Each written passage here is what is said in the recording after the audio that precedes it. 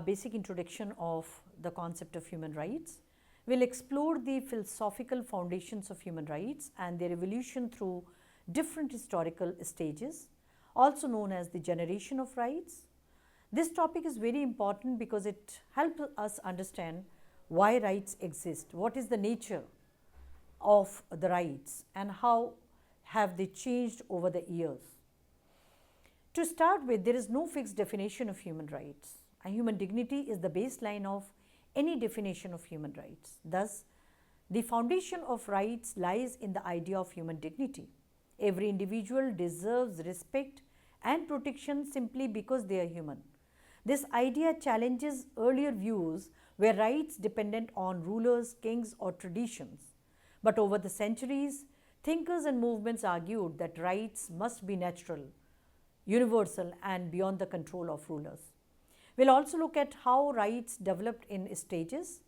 Early generations focused on civil and political rights, such as freedom of speech, then economic rights and equality, then solidarity, technological rights, etc., and now even survival rights for future generations.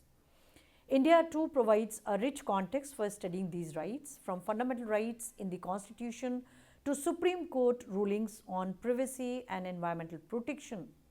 India reflects how philosophical principles turn into legal realities. To make this journey structured and clear, we'll follow 6 key themes in today's lecture. Each theme builds upon the previous one and help us understand the full picture of human rights. First, we begin with the philosophical foundation. Second, we will explore the essential features of the rights, then the generation of rights, first to fifth, human rights in India's context, where the constitution, laws, and judicial decisions illustrate how global human rights principles are applied in our society, challenges and reflections ahead, then conclusion with key lessons. At the heart of the human rights lies philosophy, the search for truth about why rights exist and how they are justified. The most important idea is human dignity. Every person has value simply because they are human. This value is not based on wealth, caste, class, or power, or their status in the society, but it is inherent, meaning it exists from the birth. From the foundation, several essential principles arise. Now, from this foundation, several essential principles arise. First, rights are inalienable. They cannot be surrendered, they cannot be taken away arbitrarily. Even prisoners or marginalized groups cannot be stripped of their dignity. Second, rights are universal. They belong to everyone, everywhere, regardless of nationality, religion, or any society-based artificial identification. Third, rights are indivisible and interdependent. Civil and political rights like freedom of speech cannot be enjoyed fully without economic and social rights like education or health. Rights strengthen one another. Finally, rights are dynamic. They are not static. They keep on changing and expanding, and their interpretation also changes with the passage of time. For example, digital privacy or environmental rights were not discussed centuries ago, or leave aside centuries, even decades ago, but are vital today. Philosophical foundations connect morality to law. They remind us that rights are not just a legal rule, but moral claims about justice and fairness. They also explain why human rights have such a powerful appeal across cultures and nations, and how it has become a diplomatic tool in international politics just because of its moral appeal. By rooting rights in human dignity, philosophy ensures that they are not temporary privileges but lasting guarantees for all humanity. When we talk about the essential features of the rights, we can realize that how urgent they are, and this help us connect theory with daily realities. One pressing feature is universality. Although rights belong to everyone, many people are still denied because of caste, gender, race, or religion. For example, societies like the one in India, There are a number of discrimination in the form of caste, religion, gender, etc., etc., that at times deny equal treatment. Often women face unequal opportunities. Ensuring universality means breaking down these barriers.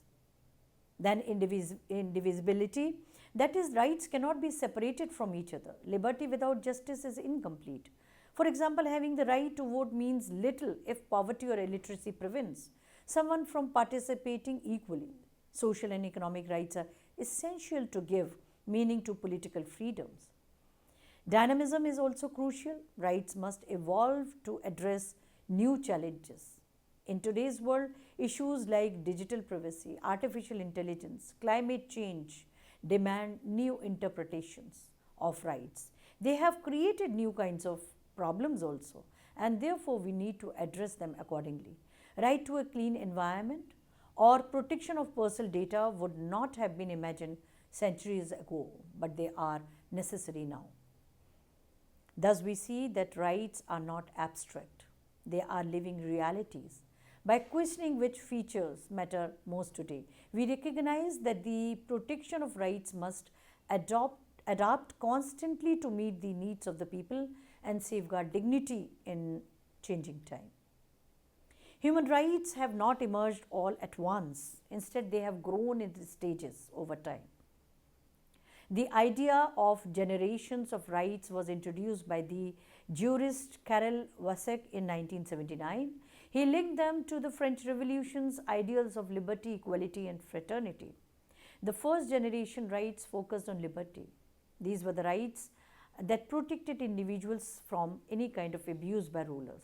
And most of the civil and political rights, like freedom of speech, right to life, and right to vote, fall under this category. Second generation added equality, and this emphasized social economic justice, including education, fair wages, and health care.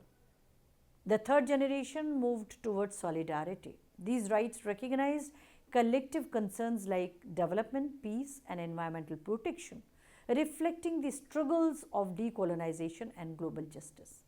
The fourth generation emerged with science and technology. Rights to digital privacy, data protection, and biotechnology issues became central.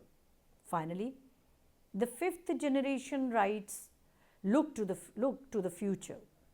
It focuses on intergenerational justice, climate survival, and ethical issues of artificial intelligence. The idea of generation does not mean that older generation rights disappear or the first generation is more important than the second. Rather, they all are built upon each other. Next generation is always an expansion of the previous one. And also, they also reflect that how human rights expand as societies grow more complex. They remind us that human dignity is not limited to one era, but must be protected in every stage of history. The first generation of human rights are often called as liberty rights or blue rights. They emerged in the 17th and 18th centuries and inspired by the writings of thinkers like John Locke and the political revolutions in America and France. These rights focused on protecting individuals from oppressive rule. They recognized that people have freedoms that cannot be taken away by the state. Key examples include right to life, liberty, freedom of speech, freedom of religion, and the right to vote. Documents like American Declaration of Independence, French Declaration, gave legal expression to these rights, and they declared that individuals are born free and equal and that governments exist to protect these rights. In India, the influence of first generation rights is clearly seen in fundamental rights to the Constitution. These include equality before law, freedom of expression, protection of life and liberty, political participation, and we can say they form the backbone of civil liberties and, of course, democratic system of India. First generation rights remind us that liberty is essential for human dignity. Without freedom of thought, speech, and participation, people cannot live as full citizens. These rights continue to be vital in every democracy, serving as a shield against authoritarianism and a guarantee of personal freedoms. Second generation of human rights emerged during the 19th-20th centuries when liberty was not found to be enough, but something more was required. These rights are known as equality rights. Now, after freedom, we wanted to move to equality. They are also known as red rights because they were largely represented or crystallized or demanded by the communist countries with whom the color red is associated. They focus on economic and social justice. They include right to work, fair wages, education, healthcare, housing, social security, etc., etc. And they reflect the fact that political democracy and economic democracy or freedom and equality should go together. They have to be juxtaposed. Freedom of speech is meaningless if somebody is hungry, illiterate, or homeless. So, growth of these rights was linked to the rise of the welfare state, labor movements, and the recognition that governments must play an active role in ensuring basic needs. This sort of expanded the power of the state.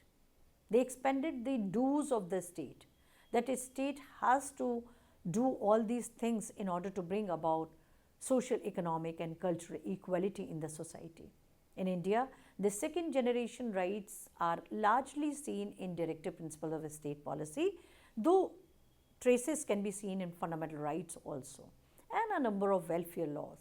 Though not enforceable in courts like fundamental rights, initially they guide the state in creating policies for education, healthcare, social justice, and reducing inequalities. Now, as of now, the judiciary has clearly established a complementary relationship between fundamental rights and DPSPs, despite being non-justiciable, that we will discuss in separate lectures.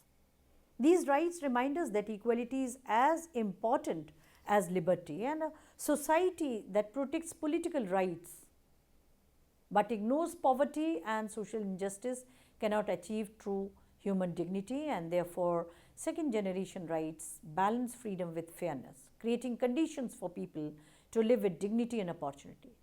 The third generation rights, solidarity rights or the green rights, developed mainly in 20th century, and they recognize that some issues cannot be solved by individuals or even by single nations, and they require collective action, like right to development, right to peace, right to a clean and healthy environment, and right to humanitarian assistance. And this set of rights is connected to the principle of fraternity from the French Revolution, emphasizing cooperation and shared responsibility. The rise of third generation rights was closely linked to decolonization. Newly independent nations demanded the right to development and equality in the international order. Global justice became a central theme. Environmental rights also grew in importance, and therefore a new sets of rights we can see in the form of third generation rights. In India, the Supreme Court expanded Article 21 to include right to clean environment, livelihood, and dignity. This shows how solidarity rights are interpreted at the national level. Third generation rights highlight that human dignity is not only individual, but collective also, and require collective efforts. So, they remind us that without peace, development, and a healthy planet, no society can sustain freedom and justice. The rapid growth of science and technology in the last 20th and early 21st century gave rise to the fourth generation of rights, focusing on protecting individual in the digital and technological age. For example, right to digital privacy, right to internet access, protection against misuse of biotechnology and AI. As technology expands, new ethical and legal questions arise, like who owns personal data? How should AI be regulated? What protections are needed against surveillance? In India, debates around Aadhaar and data protection reflect the urgency of these rights. In 2017, Supreme Court recognized the right to privacy as a fundamental right, making a milestone in this area.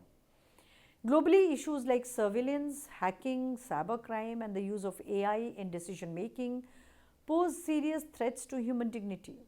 Biotechnology also raises concerns about genetic manipulations and cloning.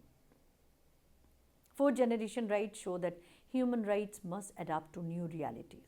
Liberty and equality cannot be preserved if technology is used to control or exploit people, and therefore, these rights remind that progress must always be balanced with protection. They are essential to ensure the technological advancement serves humanity rather than undermining freedom and dignity. Fifth generation of human rights is the most recent stage in the evolution of human rights, and these rights are often described as future oriented or survival rights. They recognize that humanity faces new and unprecedented challenges such as AI, climate change, and intergenerational justice. So, one key area in AI ethics, as machines make more decisions in healthcare, finance, security, ethical questions arise. How do we ensure that AI respects human dignity and does not discriminate? Similarly, issues like automation and job loss demand fresh thinking about rights. Another area is the climate crisis. The right to survival and a clean environment is not only for the present generation but also for the future ones. This introduces the idea of intergenerational responsibility, meaning today's action must not destroy the rights of tomorrow's citizens. These rights are linked to Sustainable Development Goals (SDGs), which aim to balance progress with fairness and environmental safety. They are still evolving, and international law has not yet fully recognized them. However, movement around the world today demand stronger protections. In India, too, debates on climate action, renewable energy, and environmental justice reflect the urgency of these rights. Fifth generation rights push us to think beyond immediate needs, ensuring survival, dignity, and justice for generations yet to come. The five generations of human rights together show the gradual expansion of human dignity into every sphere of life and also the interdependence of various kinds of rights. There is no watertight compartmentalization between different generations of rights. While first generation focused on liberty, the first generation rights gave individual security against authoritarian rulers. The second generation added equality, social, economic, and cultural. These balanced freedoms with fairness. The third generation introduced solidarity, collective rights to peace. So they responded to global injustice and decolonization. The fourth generation addressed the realities of our digital age. Fifth generation looks to the future, protecting intergenerational justice and addressing the ethical challenges of advanced technology. The important lesson is that these generations are not separate or replaceable. They are interconnected and interdependent. The features of human rights remind us why they are special and distinct from other laws or privileges. First, they are inalienable. Second, they are universal. Third, they are indivisible. And then they are interdependent. One right strengthens another. Right to education, for example, supports right to equality and participation. Fifth, rights are dynamic. They evolve with society, adapting to new challenges like digital privacy or climate protection. Finally, across all these features, the common thread is human dignity. Rights are not luxuries or optional benefits. They are essential guarantees of humanity. Human rights talk about the minimum, not the maximum. Remembering these features help us protect rights more effectively, ensuring they are treated as universal entitlements rather than temporary favors. India provides a unique case study for the development of human rights. Its constitution reflects multiple generations of rights within one framework. The first generation is represented in the fundamental rights, securing civil and political rights. Second generation reflected in DPSP and some traces in fundamental rights also, like education, health, social justice. Third generation is shaped by judiciary, especially the Supreme Court, and particularly since the decade of 1970s and 1978 onwards, that we'll take up in detail later on. The way Article 21 has been expanded to include a clean environment, livelihood, and dignity. Fourth generation is seen as seen in privacy and data protection debates in 2017, when Supreme Court recognized privacy as a fundamental right responding to digital challenges like Aadhaar. Fifth generation is emerging through India's role in climate action, renewable energy policies, and debates about intergenerational justice. Thus, India combines traditional values with modern challenges, creating a living example of how human rights adapt across time and context. It shows how constitutional law, judicial activism, and democratic struggles together expand the scope of human rights.